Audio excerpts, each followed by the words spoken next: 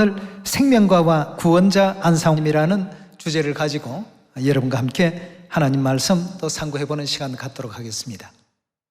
코로나 바이러스가 전 세계를 또 강타했고 2020년 정도에는 모든 것이 다 완료가 되리라고 생각했는데 2021년이라는 또 시간까지 넘어왔습니다. 성경 예언 그대로 살펴바라보게 된다면 제자들이 감람산에서 예수님께 주님께서 언제 이 땅에 오실 것입니까? 또 세상 끝에는 어떤 징조가 일어날 것입니까?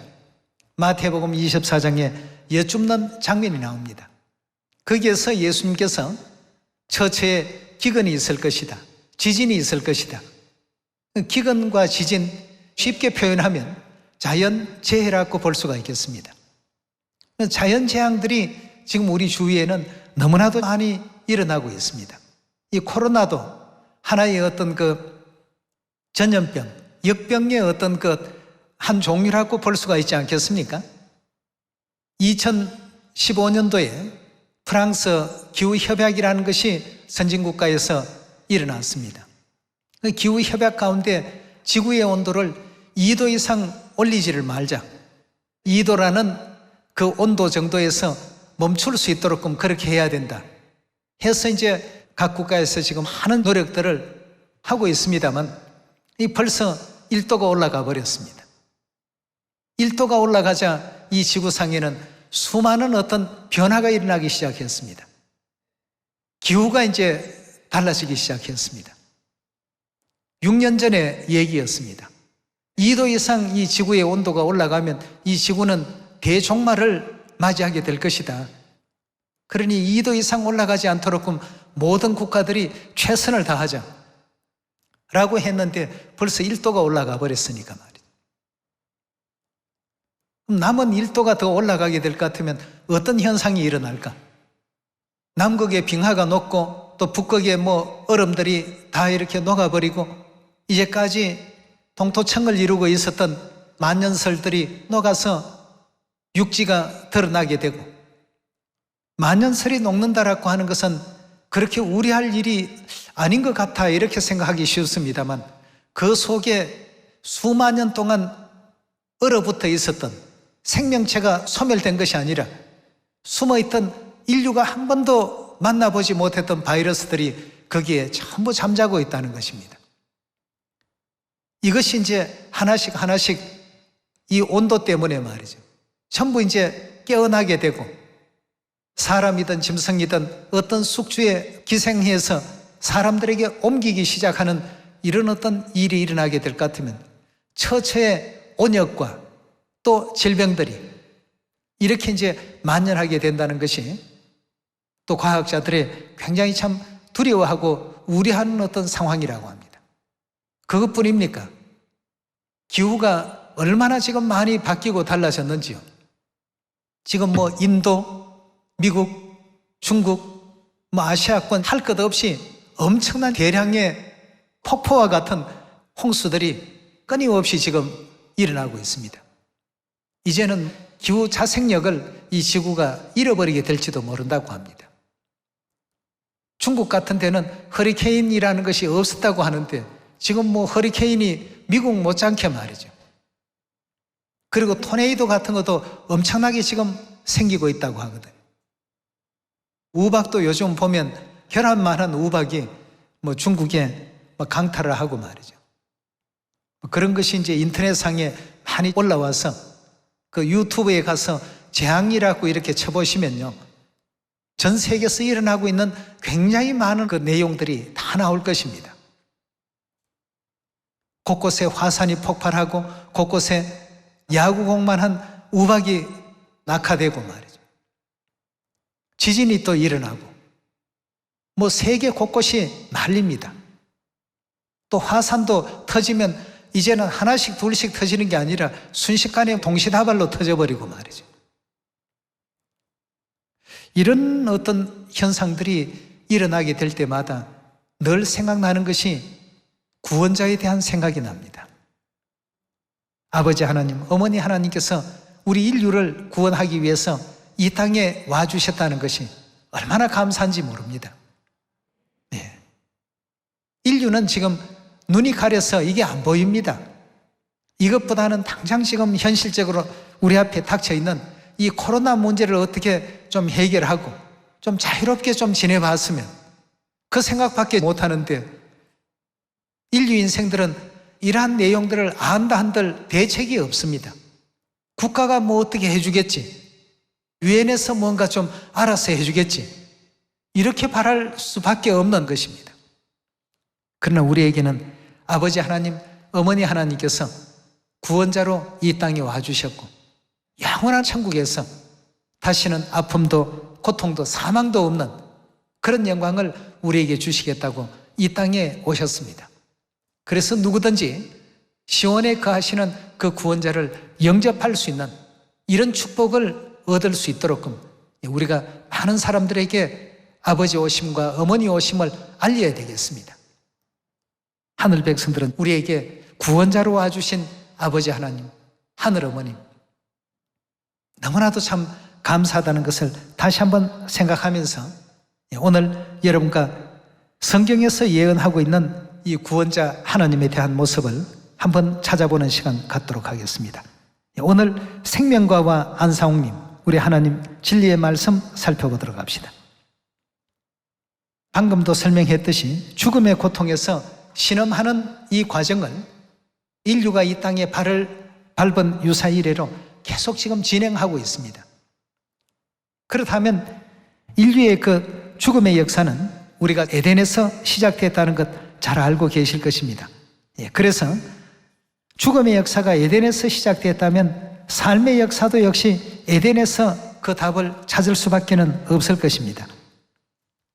그래서 이 모든 문제를 우리 예수님께서 우리 자녀들에게 확실하게 알게 하시기 위해서 마태복음 13장에 이런 가르침을 주셨습니다.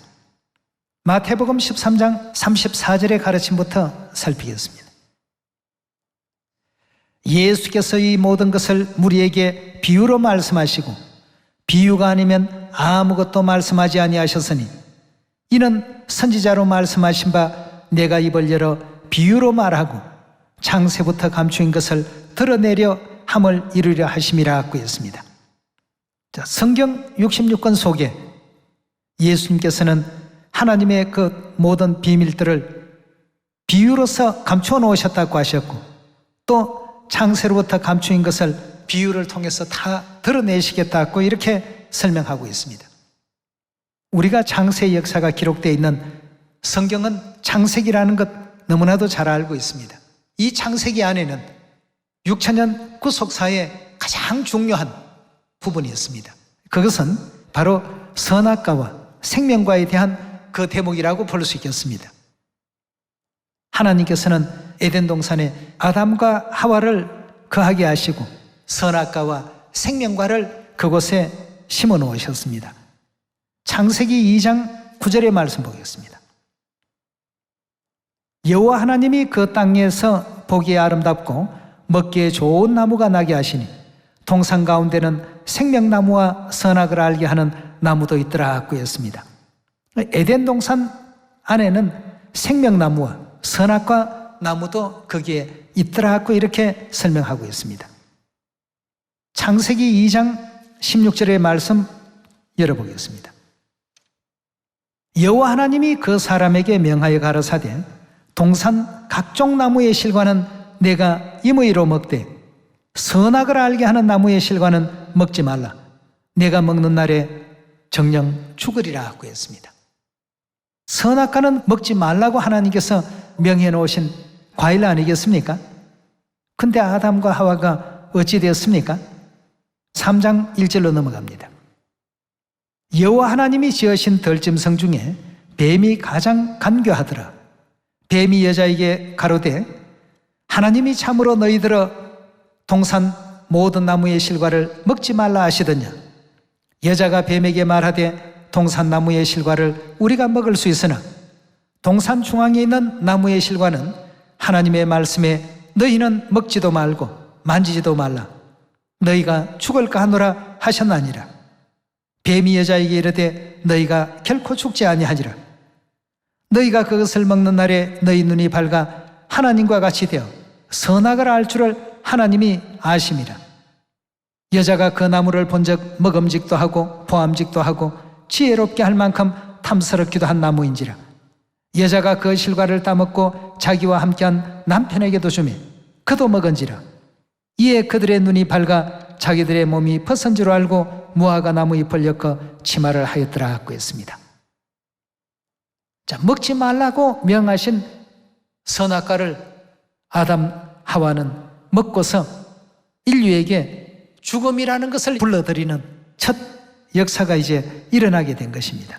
자, 그렇다면 아담 하와는 선악과를 먹고 자신들뿐만 아니라 인류에게 있어서 계속 죽음이라는 것을 이제 유전시키는 하나의 어떤 요인을 발생을 시키게 되는데, 하나님께서는 인류가 죽도록끔 그냥 내버려 놓지 아니하시고 에덴 동산에 이미 인류가 또 먹기만 한다면 영생할 수 있는 이와 같은 제도를 세워놓으셨죠.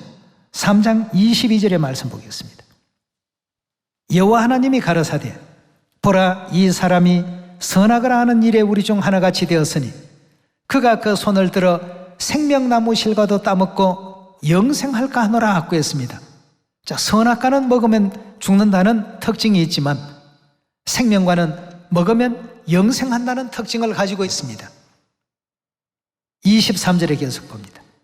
여호와 하나님이 에덴 동산에서 그 사람을 내어보내 그의 근본된 토지를 갈게 하시니라.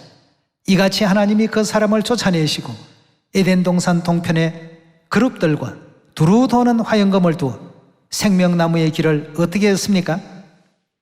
따먹지 못하도록끔 막아놓으셨습니다.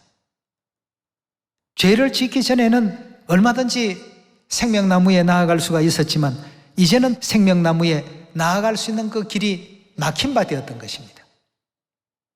이때부터 아담과 하와는 로마서에 기록된 바와 같이 오호라, 나는 곤고한 사람이로다. 누가 이 사망의 몸에서 나를 건져내랴. 이렇게 이제 탄식하고 자탄하는 그 내용을 우리가 성경 말씀 가운데서 살펴볼 수가 있는 것입니다. 그렇다면 창세기에 기록되어 있는 이 모든 역사는 하나의 어떤 비유적인 사건들입니다. 하늘에서 우리가 사단에게 어떤 배임을 받고 범죄했는가를 에덴 동산의 이 사건을 통해서 알려주고자 하시는 하나님의 섭리가 계신 것이죠. 그렇다면 우리가 생명과를 먹기만 한다면 비록 선악과를 먹은 이런 잘못은 저질렀지만 다시 영생을 회복할 수 있고 에덴을 회복할 수 있는 이런 영광된 역사가 이루어지지 않겠습니까? 그렇다면 이 성경에서 말씀한 에덴의 이 생명과는 과연 무엇일까? 우리 요한계시록 4장의 말씀을 보면 하나님께서 만물을 지으실 때 뜻없이 지은 것이 없다라고 하지 않았습니까? 그렇다면 비유 속에 등장하고 있는 이 생명과의 실체는 과연 무엇일까? 요한복음 6장 53절의 말씀 보도록 하겠습니다. 예수께서 이르시되 내가 진실로 진실로 너희에게 이르노니 인자의 살을 먹지 아니하고 인자의 피를 마시지 아니하면 너희 속에 생명이 없느니라. 내 살을 먹고 내 피를 마시는 자는 영생을 가졌고 마지막 날에 내가 그를 다시 살리리니 내 살은 참된 양식이요 내 피는 참된 음료로다. 내 살을 먹고 내 피를 마시는 자는 내 안에 거하고 나도 그 안에 거하나니 살아계신 아버지께서 나를 보내심에 내가 아버지로 인하여 사는 것 같이 나를 먹는 그 사람도 나로 인하여 살리라 하고 했습니다. 여기에 지금 54절에 보니까 내 살, 즉 예수님의 살을 먹고 예수님의 피를 마시는 자는 영생을 가졌고 라고 했습니다. 그럼 하나님께서 창조하신 만물들 가운데 먹으면 영생할 수 있도록 창조하신 창조물이 어떤 것이 있었습니까? 생명과 외에는 없습니다. 근데 요한복음 6장 53절에 예수님의 살과 예수님의 피를 먹고 마시면 영생을 갖게 될 것이다 하고 했습니다. 그럼 구약은 그림자요 신약은 실체라고 하지 않습니까? 그림자 속에 비유 속에 등장되었던 에덴의 생명과는 결국 그 실체로 예수님의 살과 예수님의 피로 나타나고 있지 않습니까? 그렇다면 예수님의 살과 피를 먹고 마신다는 것은 다시 말해서 에덴 동산의 생명과를 먹는다는 뜻이 되겠습니다. 굉장히 참 중요한 내용이 아닐 수 없습니다. 정말 죽음의 어떤 역사가 에덴에서 시작됐다는 것을 제대로 안 사람들이라면 예수님의 살과 피에 대한 이 의미도 얼마나 참 우리에게 중요한 것인가를 이건 발견해야 됩니다. 이걸 발견한 사람들은 인생사에 있어서 제일 중요한 것을 얻은 사람들입니다. 영생 얻는 것은 생명과를 먹는 길밖에 없는데 그것의 실체를 예수님께서 와서 풀어주고 계십니다. 인자의 살과 인자의 피가 바로 에덴의 생명과였다는 이 사실을 우리에게 또 일깨워 주셨습니다. 자, 그렇다면 문제는 예수님의 살과 피를 먹고 마시는 방법 아니겠습니까? 예, 이것만 이제 하나님께로부터 우리가 가르침을 받고 배움을 받는다면 세상 그 어떤 것도 부럽지 않습니다. 세상이 코로나가 창궐하고 기후변화로 말미암아서 황무해지고 이런 상황이 온다 하더라도 영원한 그 천국에 대한 그 소망을 가지고 인류 인생들을 불쌍히 여겨서 저들에게 더 빠른 속도로 이 복음을 또 전파할 수 있는 그런 여러분과 제가 반드시 되어야 되지 않겠습니까? 예수님의 살과 피를 먹고 마실 수 있도록끔 하나님께서 이 땅 위에 일련의 제도를 세우십니다. 마태복음 26장 17절의 말씀 함께 보겠습니다. 무교절의 첫날에 유월절과 무교절은 함께 1차 절기에 속하기 때문에 유월절을 무교절의 첫날이라고 이렇게 성경에서는 표현하고 있습니다. 제자들이 예수께 나와 가로되 유월절 잡수실 것을 우리가 어디서 예배하기를 원하시나이까? 가라사대 성가나무에게 가서 이르되 선생님 말씀이 내 때가 가까웠으니 내 제자들과 함께 유월절을 너 집에서 지키겠다 하시더라 하라 하신대 제자들이 예수의 시키신 대로 하여 유월절을 예배하더라 하고 했습니다. 자, 유월절 잡수시는 장면 26절에서 봅니다. 저희가 먹을 때에 예수께서 떡을 가지사 축복하시고 떼어 제자들을 주시며 가라사대 받아 먹으라. 이것이 뭐라고요? 내 몸이라고요. 좀 전에 보았던 요한복음 6장에 뭐라고 했죠? 인자의 살을 먹고 인자의 피를 마시는 자는 뭘 갖는다고요? 영생. 하나님께서 창조하신 창조물 중에 유일무이하게 영생을 주겠다고 약속한 창조물은 에덴 동산의 생명과 뿐이었습니다. 근데 여기 지금 예수님께서 주신 말씀 가운데 인자의 살과 인자의 피를 먹고 마시면 너희 속에 영생이 있겠다 하고 했는데 유월절 떡을 가리켜서 이것이 바로 뭐라고요? 내 몸이라. 요한복음 6장에 말씀하시는 바로 인자의 살 그 자체임을 알려주셨습니다. 27절의 말씀입니다. 또 잔을 가지사 살해하시고 저에게 주시며 가르사대 너희가 다 이것을 마시라고 했습니다. 유월절에 포도주 잔을 주시면서 이것을 다 마시라. 28절입니다.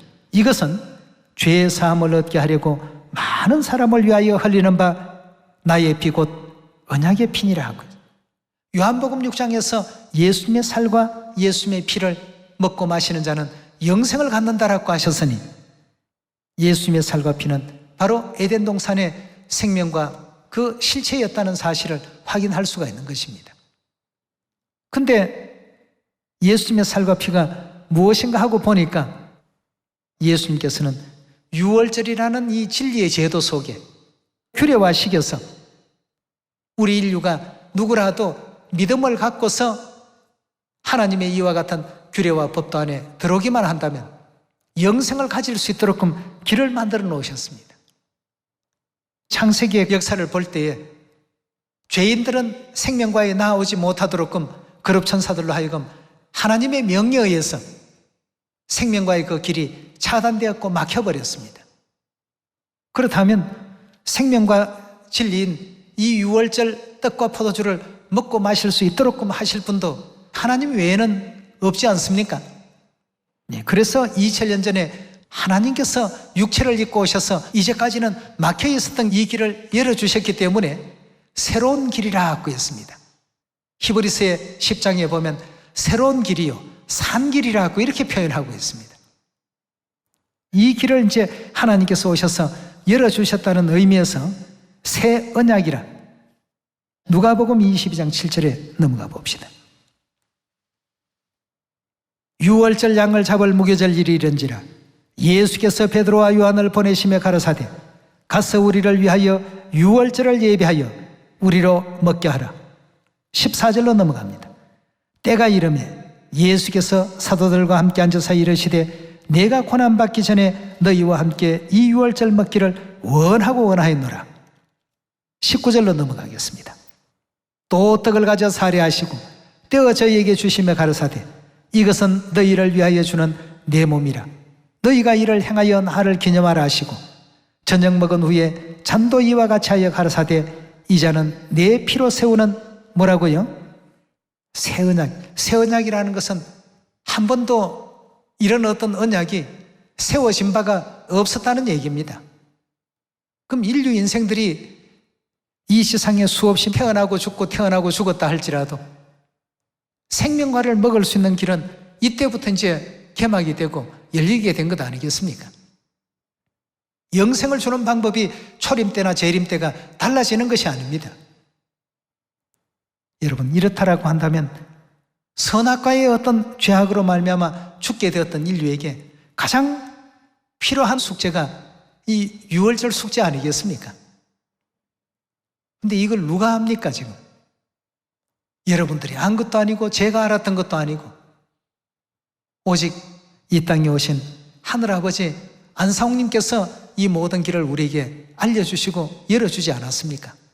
네. 그래서 예수님께서 2000년 전 이와 같이 유월절을 세우실 이때에도 요한복음 10장의 말씀을 보면 도적이 오는 것은 도적질하고 죽이고 멸망시키려 왔지만 인자가 이 땅에 온 것은 양에게 뭘 주기 위해서 왔다고 했습니까? 생명을 주러 왔다고 했습니다. 그럼 생명을 주러 오셨다는 것은 생명과를 너희들에게 허락하시겠다는 것입니다. 생명과의 그 실체인 유월절 진리를 이래서 이제 2000년 전에 이 땅에 오셔서 세워주셨고 AD 325년 니케아 종교 회의 때 유월절 제도를 없애버림으로 말미암아서 중세 종교 암흑기를 거치면서 온 인류는 오랜 시간 동안 영생 얻을 수 있는 그 길에서 배제되고 차단되었던 것입니다. 그래서 누가 다시 오셔야 이 길이 열립니까? 이건 신학자들이라도 알 수 없고 성경을 골백 번을 본 사람이라 할지라도 알아낼 수 있는 것이 아닙니다. 오직 구원자가 오셔야만 해결될 수 있는 문제 아니겠습니까? 히브리서 9장 27절의 말씀 봅시다. 한 번 죽는 것은 사람에게 정하신 것이요 그 후에는 심판이 있으리니 이와 같이 그리스도도 많은 사람의 죄를 담당하시려고 단번에 들이신 바 되셨고 구원에 이르게 하기 위하여 죄와 상관없이 자기를 바라는 자에게 몇 번째 오신다고요?